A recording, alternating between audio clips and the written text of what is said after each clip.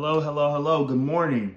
On today's episode of Hot Wheel Fridays, I am your host Jaredon, and today we'll be talking about the McLaren F1 and the GMA T50S, or shortened for Gordon Murray Automotive T50S. Now, why am I doing these two particular cars? Well, here's the thing. Gordon Murray had a hand in designing the McLaren F1, and he also designed this car, the T50S. Now, a little fun fact about the McLaren F. So pretty much the T50S is just the modern day resto mod of the McLaren F1, because both the T50S and the McLaren F1 have a single, like a center seating position. They're both naturally aspirated V12s, which, by the way, fun fact, the McLaren F1 is I think it still is the fastest naturally aspirated production car with a top speed of 200 miles an hour. From naturally aspirated V12, mind you, the McLaren F1 came out in the 90s.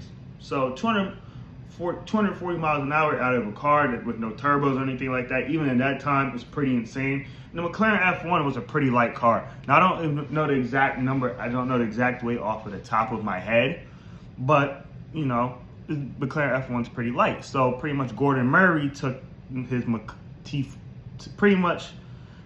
whatever he did with the McLaren F1, put it into his T50S.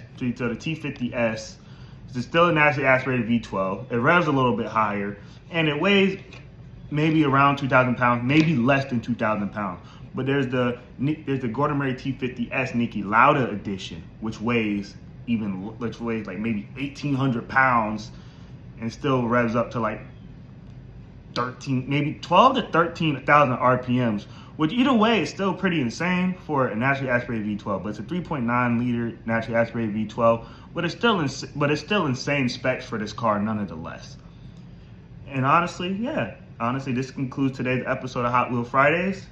I just want to keep it short and brief for y'all, and let me just show y'all the cars one more time.